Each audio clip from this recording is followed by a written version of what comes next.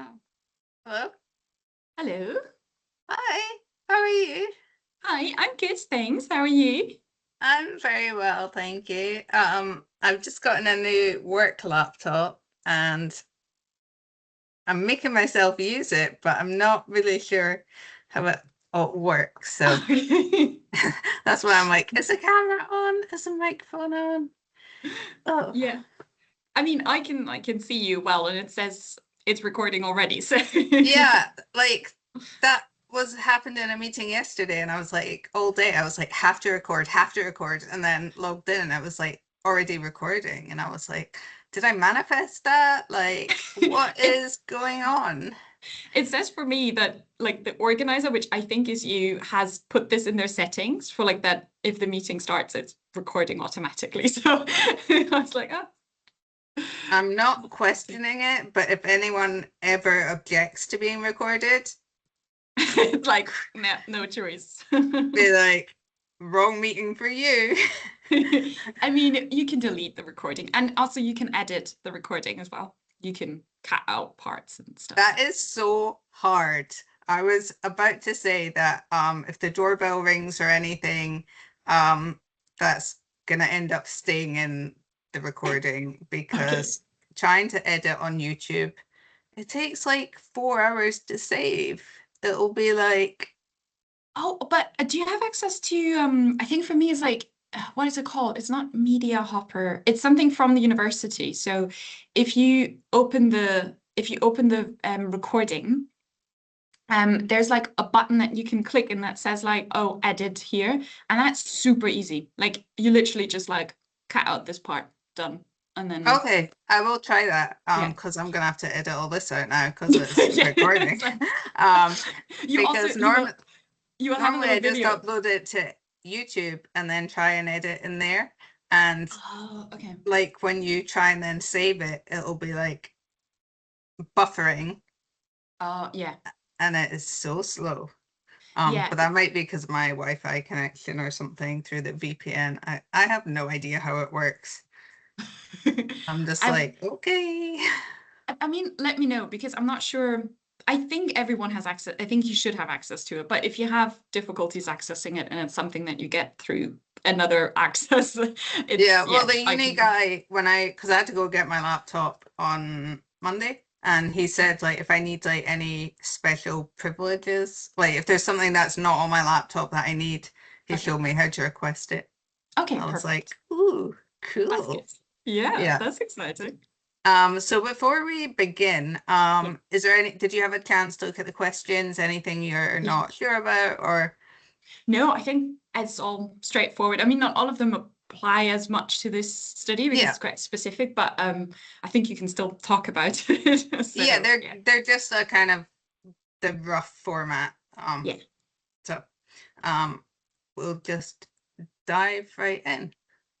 So hi, I'm Okay. Ellen. I am the peer researcher at EDAC, and today I am talking. Well, I will let you introduce yourself. Okay, hi. I mean, Ellen knows me already, but I'm Tina. If you look at official documents or publications, you'll see my full name, which is Marie-Christine, and which makes introductions always a bit longer for me. But yeah, so everyone can just call me Tina, and I'm a researcher at the University of Edinburgh. And we are so excited to have you. I don't think you've been on our interview series before, but today we're going to be talking about a Delphi study, if I'm correct. And Yes. I hear this term a lot, but I'm not really sure what a Delphi study is. So before we get into the study you've done, can you just explain what a Delphi study is? Yes, yeah, definitely. It's a very cool methodology, and the name is really hard for me because I always misspell it for some reason. Even though it's kind of an established term outside of like research as well. I think it does come originally from like the Delphi Oracle, which is basically kind of being that story that you can go there and they make like predictions for your future. And so the idea was, when it was developed, that you have a set of experts that you identify, and you want to get their insights on a specific topic or a specific question. And rather than bringing them all into one room, so like if you have them in one online space or like in person space together, what often happens is that one voice dominates others, or that one person feels like actually maybe a bit of an imposter syndrome and feels like, oh, I don't want to speak up now. And the idea of the Delphi study is that actually participation is anonymous. Everyone kind of participates by themselves, often through like an online survey. But the advantage of a Delphi study is that it's over multiple rounds. So actually you kind of facilitate a group discussion by kind of providing people feedback from what other people have said in the study. And it kind of gives you an opportunity to kind of reflect on what you've said and your opinions. And through that kind of repeated measurement, like so you repeatedly ask people to respond to your questions, you kind of facilitate like a remote group discussion. The goal is not to kind of like come to one specific conclusion where everybody agrees, but you try to get to like as much agreement, or we often call it consensus, as possible. By kind of like letting your participants know what the other people have said. So you can actually say at each round, you can say, actually, I kind of have changed my mind, or like reading what I've now read, what other people have said, I actually feel like that makes a lot of sense. I've changed my perspective a little bit. Or you can say like, no, actually, I still agree with what I've said at the beginning, and this is why. So like, it is a pretty cool methodology to kind of have people come together, respond anonymously, get some feedback. That's obviously like that is controlled by the researcher. So like we wouldn't give individual responses to people. Like it would be a summary of the responses of what other people have said. And you're also reminded of your own responses at each stage, because actually a Delphi study can take quite a long time. For us, it took like a year to do it. And at that point, you might have forgotten what you said the last time. So you're also reminded of your own responses, and then you can kind of reflect on that. So yeah, so like the three attributes of it is like it's anonymous, it's repetitive, and you get like some controlled feedback at each round. So is it kind of iterative? Like you might have like a top 10, and then you'd go back to participants with like a top 5, and then you'd go back with like a kind of top 3. Kind of, are you condensing it at each round? Yes, even though from like round 1 to 2, actually sometimes you end up with more questions, because Okay. basically at the first round, you give a first set of questions or a first set of like items that you want people to discuss. And people can say, for example, actually you're missing this or you're missing that, or sometimes even like, actually that question needs to be 2 questions because right now it's too complicated. So from round one to round 2, you often like end up with a different number. Sometimes it's less, sometimes it's more of items. And then kind of what happens is that you try to condense it. And there's different ways of doing it. So most studies try to condense it to like less items. For us, it was more like we wanted to see if there was something that wasn't like people felt like this is not really relevant to us, we would kind of exclude it.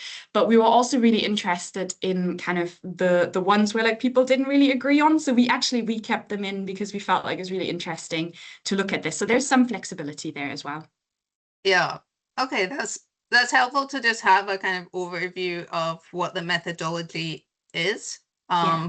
But like, yeah, I think like now's a good time to maybe jump into the specific example of like your study and what you did and who the experts were in this Yeah. situation, because presumably that would vary depending on just the topic, because by experts that could be Yeah. anyone. Yeah, so experts by so yeah, actually it really depends on your research question and what you're asking. So expert is a very like kind of open term in that case. So it can be experts by experience. So people have, for example, lived experiences of a specific mental health concern. It can be sometimes it can be just a person who have experience with working in a specific job for a while, and then they're an expert at doing that job. For us, it was like experts in doing research in a specific field. So our question was, what are kind of the main career challenges and what are the main career opportunities for people who would be considered early career researchers in the field of eating disorders? So our experts were people that we call early career researchers. So that's usually people who are like right before doing or completing their PhD and like then up to kind of 8 years after completing it. So these were the people really wanted to interview to see what are actually their main concerns of like doing research in this field. Because obviously we want to kind of ensure that like in the future eating disorder research is meaningful and that people are well supported and are doing high quality research in this field. So we really wanted to explore like what are people in this field experiencing being a researcher in this field. Yeah, it's a super important topic. I think before I started working in this field, I'd never heard the term early career researcher. And like, I think it means something quite different to the academic kind of niche than it does to like the general public. So it's interesting to have that definition as you use it in research, because I think explaining it to people who are not familiar with academia would maybe find that not problematic, but like kind of interesting. But we are Yeah. talking specifically about research and academia for this specific research question. Yeah, and I do think this is one of the major limitations that you have doing research in this field. You need some kind of definition to start with. But I realized that the definition that we used because there's specific, in academia, there are specific routes where like you are eligible to receive specific funding or specific training or specific support if you fall into that category of being an early career researcher. Yeah. So we tried to use that to kind of gauge a little bit about what are the specific barriers for that stage. Yeah. And I guess it's similar to like different career trajectories. Like if you're becoming a doctor, you have your specific, like you finish your degree and then you go through like, they've changed the name now, but it was like the junior doctor training, the FY1, then the FY2, or if you're training to become a solicitor, you have the various stages of training that you go through. It's just a different kind of trajectory, which I think people also don't really realize. Like people think you do a psychology degree and then that's it, like that's your career. Yeah, that is very true. And I think actually even me, like when I was doing my PhD, I didn't know anything about what comes after. And I think that's one of the main concerns that we also have a little bit and that we try to address with this paper. It's kind of that there is a lot of like I think it's not always quite clear what the career paths are. And I think now also what's great is that they're opening up. So like you say, it doesn't have to be an academic researcher. Like researchers can come from multiple different paths as well. Like sometimes it's somebody who comes from like clinical practice. Sometimes it's somebody who's coming from lived experience, expertise.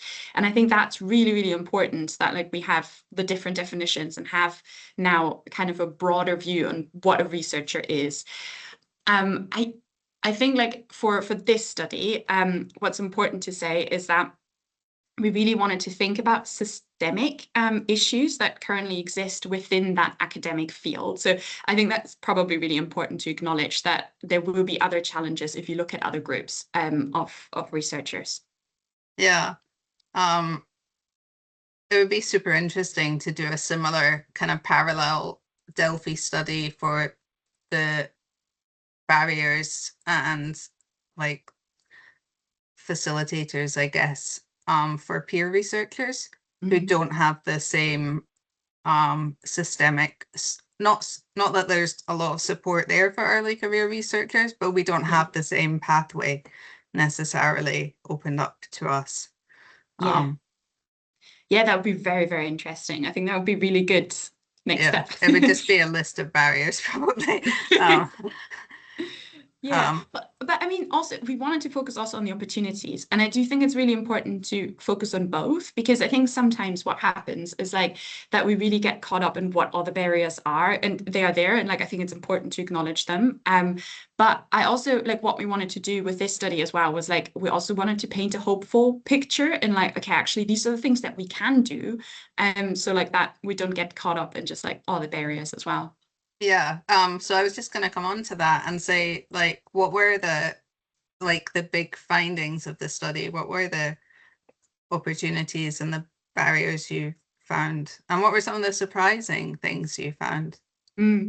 I think so. The main finding that we had was that the concerns and challenges that people reported in our study were quite similar to other fields in most cases. So like in most cases, if you're kind of in that academic trajectory of like becoming an early career researcher after doing a PhD, most people they kind of experienced a lot of job insecurity. So often having very like short-term contracts of like 1 year, 2 year, which doesn't really allow you to be really like actually have a lot of output and a lot of like training and a lot of kind of that like learning curve that you usually have in a job.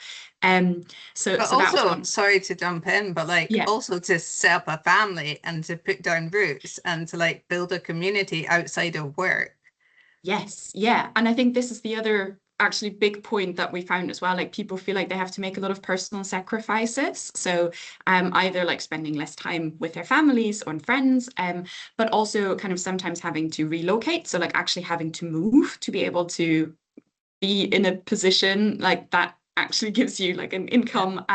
But also, and this is seems to be more specific to people doing eating disorder research, because there's less opportunities working in this field, you might have to even move more. So for example, like there's lots of research happening in London, and there might be less research happening in the Midlands, and then it's kind of like, okay, where do you go where you have to go in order to actually do the job that you want to do? And what seems to be kind of the unique finding for our study is that for eating disorder researchers, there is definitely this theme that like the lack of funding is really underpinning and really making all the other concerns worse, because yes, every early career researcher probably at some point in their lives has experienced some job insecurity, but having like less funding available in eating disorder research actually leads to the job insecurity being even more severe and like having more competition for fewer jobs if you want to stay in that field. And also things like, for example, publications. So if you're an academic researcher, you have to publish. That's part of kind of also like your career trajectory. So like the more publications you have, the more your work is visible. It's obviously also good to communicate findings, but it's also really important for like your career. And it's really hard to publish eating disorder research in journals that don't focus specifically on eating disorders. And that is sometimes important to kind of reach a broader audience and have like a wider impact. And so that is also another kind of unique concern that early career researchers in the field of eating disorders have. Yeah, I guess I don't know if this came up, but like trying to phrase this tactfully, but I guess there's also a lot of like personal compromises that you have to make in terms of not only going where the funding is, but going where the research opportunities are means you might end up researching things that are not aligned with like not just your personal interests, but like your personal kind of values. Like I feel Mhm. like the research landscape's changing quite a lot to look at things like genetics and AI and tech and less about kind of interpersonal interventions and like environmental factors and drivers. And like I guess people just have different opinions and ideas around that, and not everybody wants to be looking at like AI and tech. Yes, yes. These are just kind of examples, or like Yeah, genetics. Like not everybody's got that kind of scientific background in their research. yeah. And like, but like, I guess my point is more like you can't be as selective. You might have a really passionate interest in like body image in the media or something, and like that's not really your choice to make, Yeah. because you go where the funding is. And like that's quite difficult as a researcher because you're like so much of your headspace is like invested in the research. Yeah. I agree. And I think also like if you spend like every single day of your life doing this work, and you also like you have a public responsibility for the work that you put out there, like you want to have that integrity to say like this is the research that I want to do. But I do think in eating disorders it's even a little bit more severe than that. I think a lot of people actually leave the field of eating disorders altogether because there is more funding in areas such as depression and anxiety. And this is also what came through like in the open responses that we had. So like we also allowed people to reflect openly on their response, because sometimes just having like a rating can be like really helpful to kind of get a sense of like where the person kind of generally stands. But we also allowed them to reflect on kind of their replies by kind of expanding on that. And that was actually the most interesting part of the study. And we did have a few people who said, actually, I am considering kind of rewriting my proposal and focusing on other things such as depression and anxiety because there's just more funding there. Yeah. And then that will also have an impact on kind of the funding proposals that come through, even if it's just like, okay, yeah, more people looking at like, for example, the crossover of eating disorders to depression, which is a valid question, but I think it shouldn't be guided just by what funders want to see. Yeah. Like it should come from obviously, like this is the experience of it and we do need to study it. And I'm not saying that anyone is doing that. I'm just saying that this is a risk that we have. Yeah, I think as well, like, I'm interested to hear what came out of the study, but like, if you've gone into research with the kind of bigger motivation to help people with eating disorders, um, and then kind of get frustrated by the kind of barriers, you might be more drawn to move into clinical practice. I know anecdotally, like people who have done that. Did you see that? Or I guess maybe was your like, would that come through in your sample if you were only looking at career researchers? Because Um, if they've left, they wouldn't have filled out your survey, I guess. that is actually a really good question, because one thing that we actually didn't measure, and that I think we probably should in a future study doing something similar, is if people had different career trajectories in the past, and if they currently, for example, also like work in clinical practice. And from the responses that we had, it actually came through that quite a few of the people that we interviewed or like that were part of our study had also like or have experience working in kind of the clinical side of things. And I think they obviously have unique challenges as well, like because they have to kind of bring the two sides together and like have additional pressures around finding jobs and having like that job security and protected time.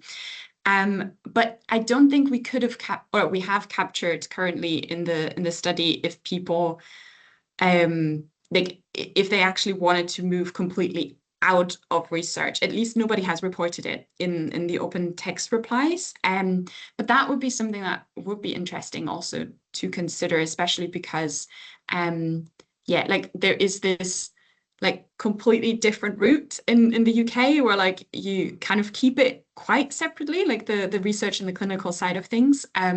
Where probably, especially in the field of eating disorders, I think it's really good having these links, and that probably applies to lots of other areas of mental health as well. But kind of looking at that example of eating disorders, I think it's really important to have those links between clinical practice and research. And I do think that there could be better ways of linking it. And actually, one of the career opportunities that people rated as like very important was to actually have people engage more with clinical practice if they're doing research. Yeah, I always find that interesting in the UK how there's not strong links between research and clinical practice. Like there is in the US, a lot of the research like is very tied to like actual eating disorder clinics Yeah. where like they do clinical trials and things. and that's not a big thing here. Yeah, and I think also for me is I did most of my education in Germany, and even there, like there is definitely a different format that if you study, you always have both. Like you have Yeah. research and you have training in kind of the clinical side of things.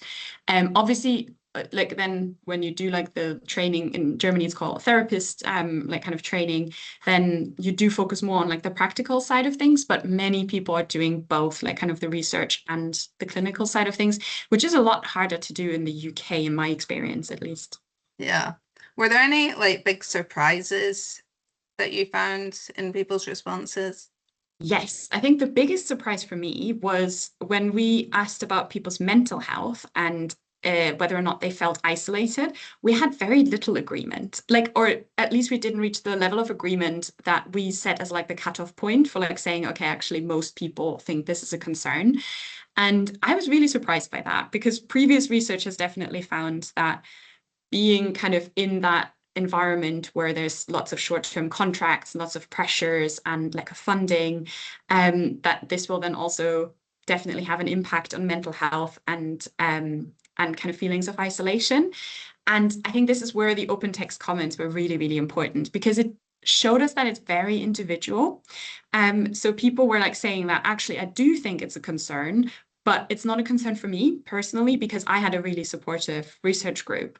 So I think that shows us like actually how things can be better. Like it actually shows us that like there are people who feel well supported and have like a research group where they can get feedback and they can collaborate with other people, and that this actually makes a difference to their mental health. And unfortunately, there were also people who said like, no, actually, it does impact my mental health and my well-being overall.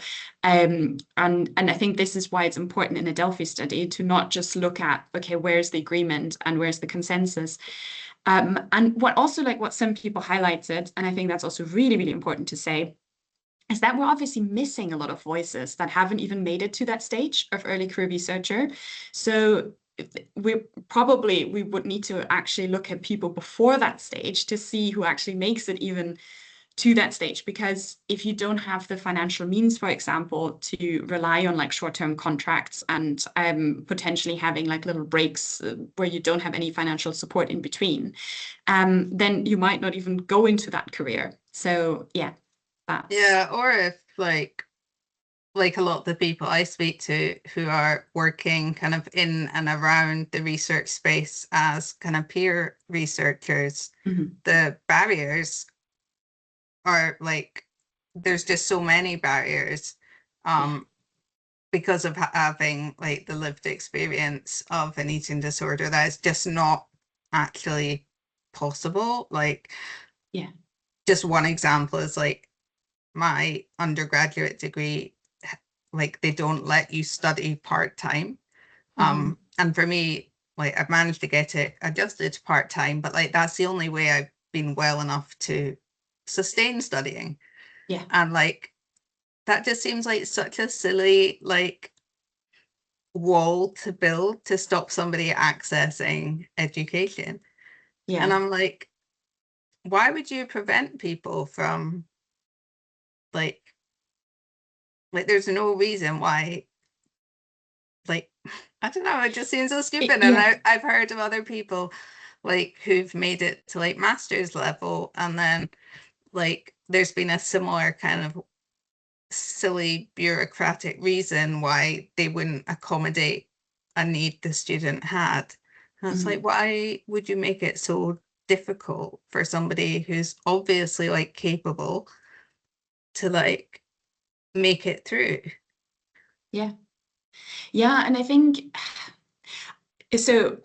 Starting with kind of the hopeful message, I do think that like the early career researchers that have responded to our survey, at least, like they were very like they had very strong opinions about like it's super important that like we actually include and work with and be led by lived experiences. So I think the early career researchers that were included in our study, that you can definitely see a change there.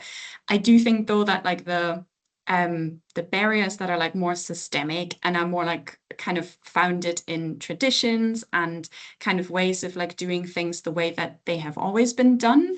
I do think that is a thing that like we need to address and make more public as well, because I do think many people kind of look at basically what we did. Like you look at the people who are already in the system and then you think about, okay, what can we change? And that's important, but like you also need to look at like the steps before and think about, okay, how can we help people reach that stage in the first place?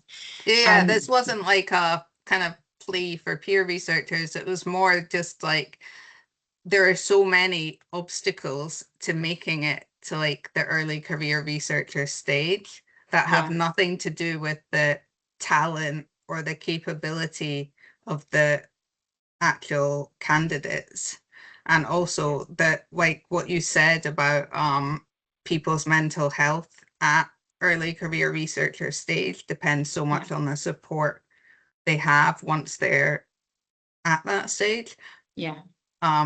Just like makes so much sense, because when you hear about people doing their PhD, they have one of two reactions, and it's either like that was the worst experience of my life, and it's always because like their supervisor was terrible and they were isolated and they felt bullied or unsupported and they were drowning and they were burnt out and like it was horrendous, or they're like it was amazing.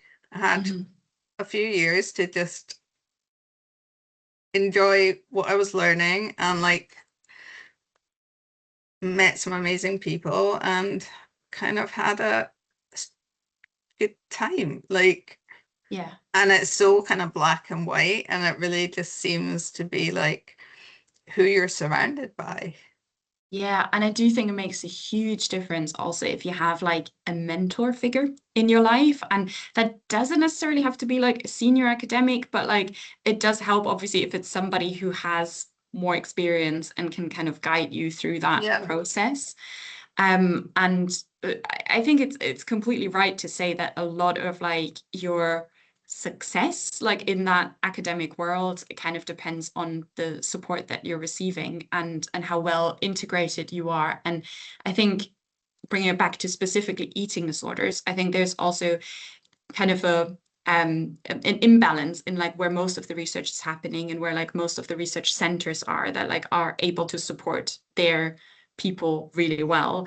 And I do think also thinking about, for example, things like the pandemic, that was also, I think, really interesting in our study because it has helped with people like working more remotely and like connecting through online meetings, which is great. Like that's actually really helpful and makes things more accessible. But I think it has also created some challenges with isolation as well. So if people are not coming into spaces anymore, then like it can become very isolating as well. If you're the one who's still coming in or who needs that separation of like workplace and home life for whatever reason. And I do think this is something that like we will have to accept that there's like not solutions that work for everyone. And we have to kind of think about, okay, how can we find that balance? But I think it is really important to think about what are these factors that actually make or break you kind of as you're going through that career. Yeah. So just to kind of like round things off a little bit, is there like a key takeaway message from this research? It sounds like there's quite a few takeaway messages by nature of design of a Delphi study. I think for me, the key takeaway message is that people in eating disorder research are kind of disproportionately affected by a lack of funding. I think that is a truth that I think everyone who's worked in that field of eating disorders or has any experiences with the system like actually is aware of. And I do think though, like what this study highlighted is that it actually impacts then all the different experiences that people have who want to do research in this field. And I think if we want to have people who are motivated and well supported, who are feeling well and can do their best work, we do need to make sure that there are opportunities for them to grow and like do meaningful research. I think on the flip side, what I found really positive was that people were really, you can see that they're really conscious about what the problems are and like where the kind of solutions might lie. Like everyone said, like, okay, actually 100% agreement, like we need more networking, we need more mentoring, we need more opportunities like that. But I think because it is such a systemic thing, like one person even said, yes, I want more mentoring, but I also know that my superiors are really like overwhelmed with their workload. So like, I think it's not as simple as to say, you know, step up and support us more, because they probably also need more support and more time for that. So I do think it's a thing that needs to be addressed on different levels. I guess that's kind of the key message. So we need kind of individual solutions. We need the organizations to step up, such as universities, and we need kind of like the wider impact from like funders and policies that also need to make a change. Yeah. Yeah. And even like governments to like disseminate funding better and Yeah. And I think even like it sometimes it doesn't even need to be a specific funding call for eating disorders. It's just not excluding them from yeah. applying to certain funding opportunities. And journals, Yeah. like I don't know if you heard about this, but there was like quite a big mental health journal that declined to publish one of our pieces recently on the basis that eating disorders are not serious mental health problems.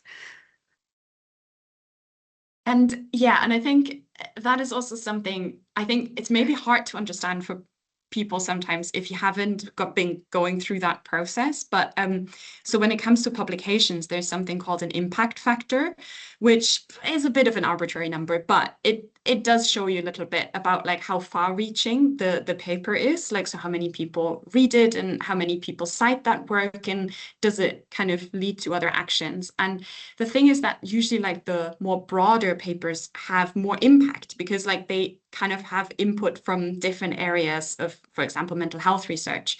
And so it is really tricky if then eating disorders are excluded from these journals, then you can't really reach that broader audience in the first place. And then you can't make a case for more research in this field and for better research in this field. So it's kind of like a vicious cycle that like Yeah. you're then stuck in. So yeah, I think this is also why we're really happy. So like we actually published the study in a non-eating disorder specific journal, and it's open access, so people can access it without that paywall, which is also important. And because we did want to like kind of bring it to a broader audience, because I think the thing is like people in eating disorders already know these things, Yeah. like we're really aware of it, but we do want to like bring that message to like a broader audience. Yeah, I think it's really important, especially because you see people in other fields like talking about these very similar issues as it pertains to them. So, Yeah. Yeah. like, if they can do it, make some noise. Exactly. Yeah. And that was going to be my next question. Where are you publishing? Where are you sharing this? Where are you speaking about it? Yeah.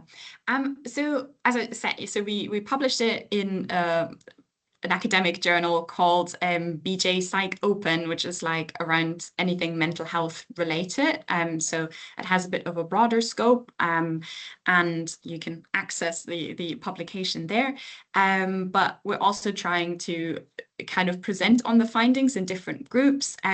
So far, we've mainly been doing this kind of in the sphere of eating disorders, because that is kind of the groups that we're already a part of. And what I've tried to do as well is, so we have like a network of early career researchers in eating disorders, and I presented the findings to them because they're kind of the main people that this study was about. And I asked them for recommendations for like what could be next steps. And they did say it'd be good to reach out to third sector organizations, because they often have more experience with also like kind of how to reach kind of that policy sector level. But also they sometimes have more connections with funders. So like then also kind of opening up that discussion, that would be something that we would really like to do.